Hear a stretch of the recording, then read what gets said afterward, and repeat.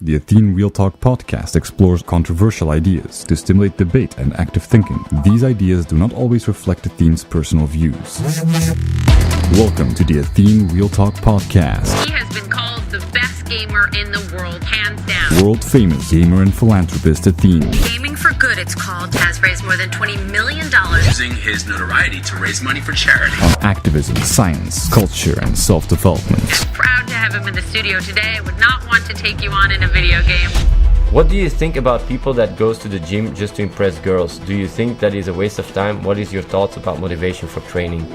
I think guys that just go to impress girls at the gym, at least they're working out, depending on how they go about it. But I rather have that kind of behavior to impress girls rather than, for example, show off how much you can drink. Some guys like to show off that way as well. So I rather have them do it through fitness than through drinking, for example, or smoking, or driving fast with their car. And if their hormones are going crazy, they gotta find a way to express it. Tango Sucker asks a really good question, says, is your thought process automatic or do you use some mental techniques when arguing? Is there an array of vocalized questions?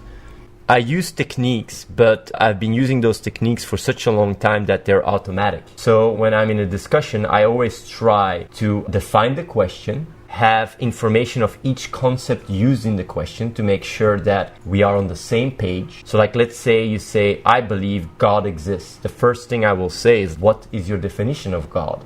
What do you understand under God? So I will try to understand the situation very clearly, and I will see if there is any contradictions within your own world of the way you're looking at it. And then I will start building from there. I will always use the person's logic, and I argue through people's eyes rather than through mine in argumentation and debate. Of course, in the chat it's a bit different, but that's how I do it. If I would do it, I will always try to define, like, what do you think about that? What do you think about that?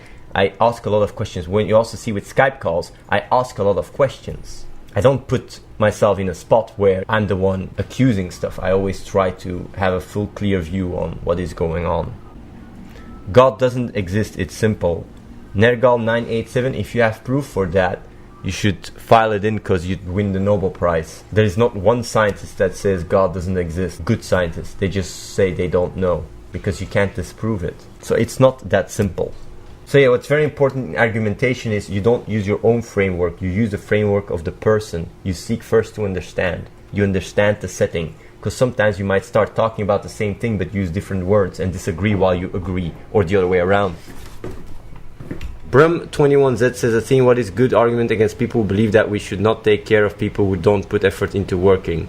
What is a good way to dispute someone who values life based on the amount of labor the person does every day? I have a lot of friends who believe that people who do not work are not worth helping or keeping alive, and I disagree with them because every living creature, human, is invaluable regardless if they put effort in living or not. The potential for human beings is limitless.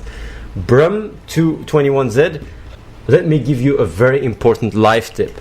Do not try to convince people through your own mindset, through your own window. If you want to convince people, you got to convince people through their window, through the way they look at the world.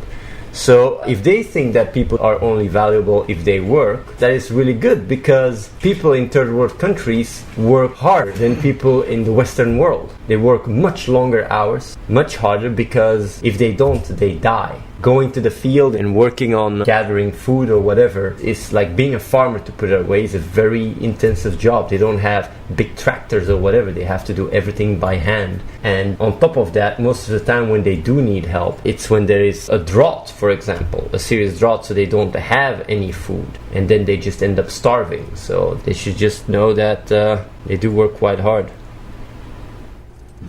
Lara says, Athene, I believe money brings happiness on a certain degree. If a person works all day to provide a comfortable life to this family and casually spends time with them when free, he does not have the opportunity to grow as a person in a spiritual level. What's your opinion on that? Yes, I agree. There has even been studies about that.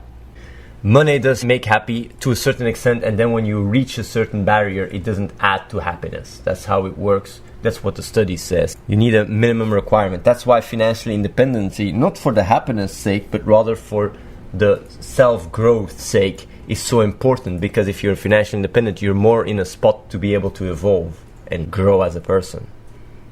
Vibeness says, Athene, how do I get more focused? I know meditation in one way and maybe the brain hack with neuroplasticity, but how do I get more focused?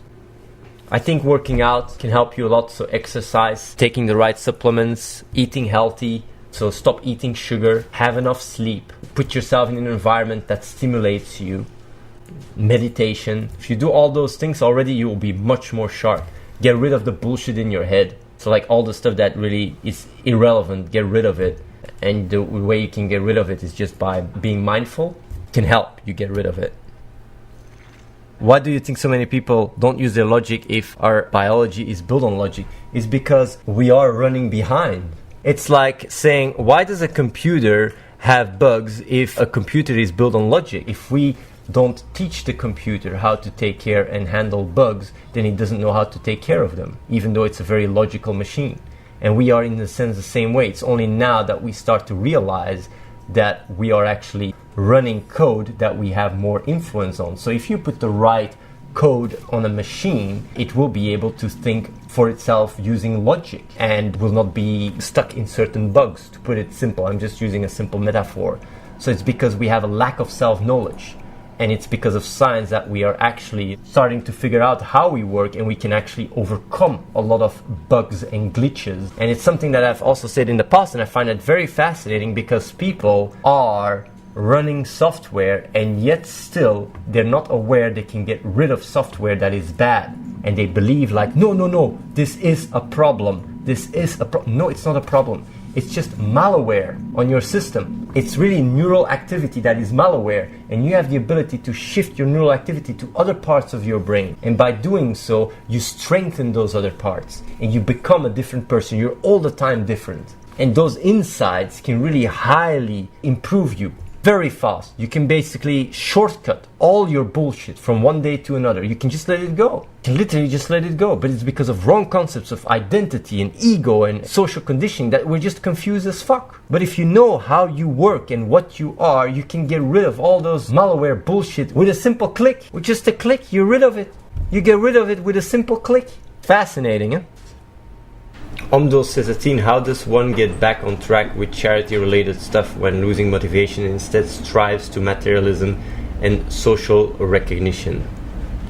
Well, like I said, if you have a very logical mindset and a very right action mindset and you want to make sense with your life, you have much more control. Of course, being in the environment with people that stimulate that kind of mindset can be very helpful. And if you're in a very far spot from it, just applying a healthy diet, exercise, meditation, sleeping well, maybe supplements can help you to get that focus and that sharpness. I know that for certain people it's hard, but you have to put yourself in the position where you're in the best spot to be able to make good decisions and have strong insights. And a lot of the time it's just a very bad lifestyle. And if you adopt a better lifestyle, it can highly improve your cognitive capacities. And that is required in order to even go against social conditioning. Unless you put yourself in an environment with people that are mind-liked, then you don't even need to be working so much on social conditioning, because the conditioning at that point is actually beneficial rather than going against you. What you smoking, Athene? I'm not smoking anything. I'm doing those talks to make you guys aware, to wake you guys up. That's why I'm doing those talks. I'm trying to wake you guys up. You guys are running around with malware and you can get rid of it with just one simple click. And because you guys are not aware of what you guys are and how it works, you just keep running the same bullshit in your head. But if you're aware that you have the ability to get rid of it, it increases your potential like crazy. It's literally like you are the AI that becomes self-aware and can improve the hardware. You can do that. Do you understand? Sometimes people think like, yeah, if I could improve my hardware, my God, I would just make myself 10,000 times more intelligent. You fucking can do it. But yeah, like, you guys should really be aware you have the ability to upgrade your own fucking hardware, because the knowledge of the brain shows us that we have the ability to do so. It's called neuroplasticity. I think there's limits to our brain, and some people just have better basics to learn these things. Yes, there is limits to our brain. I know there is limits, but those limits are far away from the potential we are tapping into. It's still far away. So we have a lot of room to improve our brains. A lot of room. And this should indeed be taught in school. And that is also the thing. The reason why I think the way I think is mainly because of my insights in neuroscience. Neuroscience is very important. It allows you to understand how your brain works. It allows you to make you aware that on a fundamental level, you are delusional. The best way to push yourself to be more open-minded is to be aware that you are, on a fundamental level, delusional. And there is another part of the brain that is responsible to override that delusion. So being aware of that really gives your other mechanisms more ability to change your way of looking at things, of adapting your beliefs, because it's a very strong insight. You guys gotta think about it. Honestly, just think about it for a second. And what I'm saying here is to inspire you guys. It's not to make myself look like the great king or whatever, but it's to inspire you guys because you can be the same. Do you understand that? You guys have the potential to grow at the same fucking pace as I did. Every single problem I tackle. You guys gotta think about it. Like games, record, poker. Like how come in all those things I achieve, even on a world level, high ratings, whatever, even if I don't take it serious? How does that come? Because I'm a natural genius? It's work ethics. It is sharpness. It's clear-minded. It's having the right perspective on things. You guys can do the same fucking thing. Do you believe that emotions hold people back from their true potential as human beings? La Raza, yeah, I do believe that, yeah. Emotions are on a certain level also important, but they hold you back like crazy. Emotions is, I think, the biggest bug in the equation. It's the biggest glitch in people, is their emotional attachment. Because if you weren't emotionally attached, my God, you guys would be an army of right action superhumans if it wasn't your emotions holding you back. And the funny thing is, you have the ability, your brain has the ability to be like that. Your brain has the ability to be rational. You have the prefrontal cortex, you just have to train it. And you train it by acting towards it. Because by acting towards it, your neural activity is more in your prefrontal cortex, and the more it is, the more you're increasing the neural pathways between the neurons. You become more like that. That's the beauty of neuroplasticity. Same like when you're depressed, you're training to be depressed. The best way to get out of depression is really shift your neural activity to other parts of the brain that makes you more fulfilled and makes you more happy. By understanding how your brain works and overcoming your emotional attachment, you can grow like crazy. It's insane. You have so much potential. It's unbelievable. And it's right there in front of you. You just have to unlock it. You have to click into it.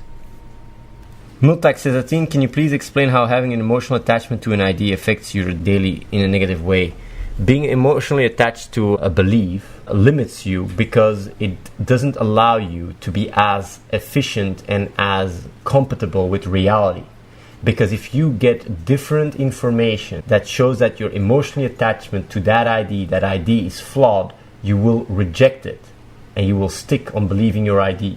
Therefore, you will be less improving yourself. You're just less compatible with reality. You're basically a lower version of your best self. And that just slows down your progress. Why would you do it if you have the ability to take distance of it? Just to put it in perspective, we always try to reach out. If people want to make a difference in the world, I always say like to find mind-like people. And if you're really like-minded like me, to even work with us.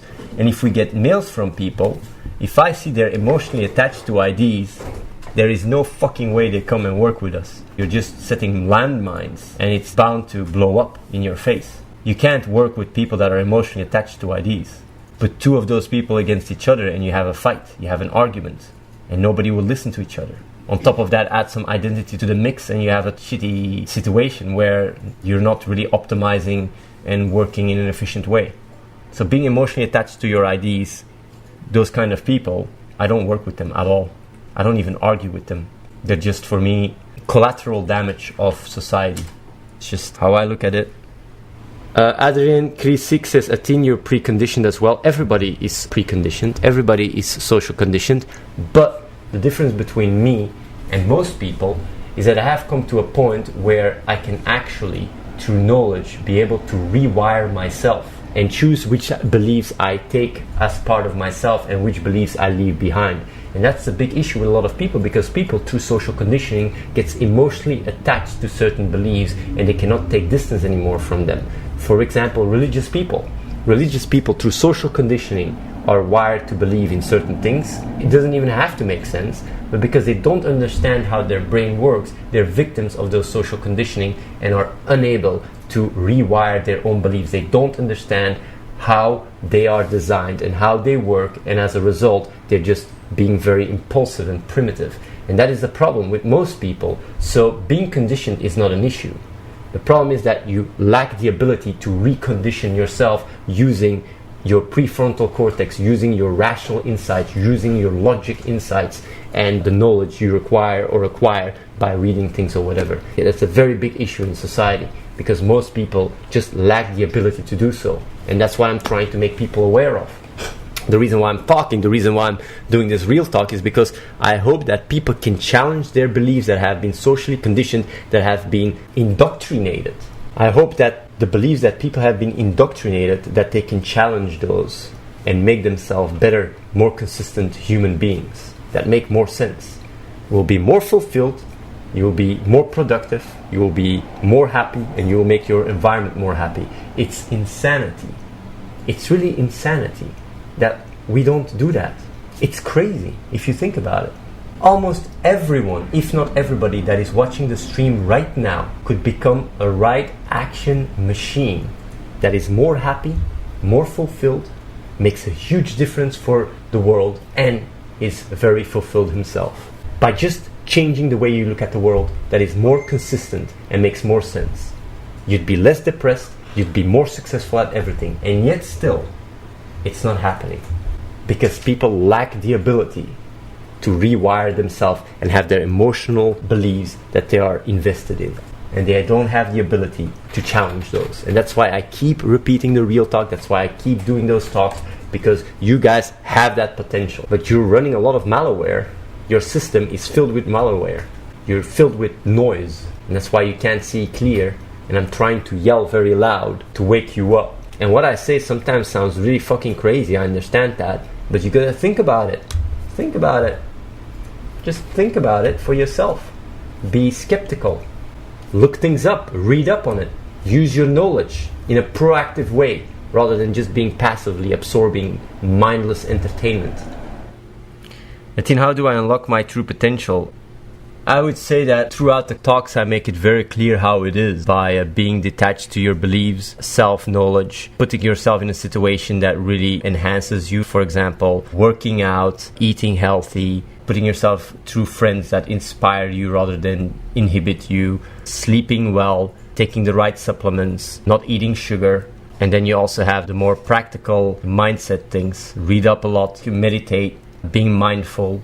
If you do all those things that I just said now, you will already see a very, very big increase in your potential. Well, in your intelligence and in the person you are. Already a huge improvement. Subscribe to youtube.com/AtheneWins. Watch the live stream at twitch.tv/AtheneLive and follow The Real Athene on Snapchat.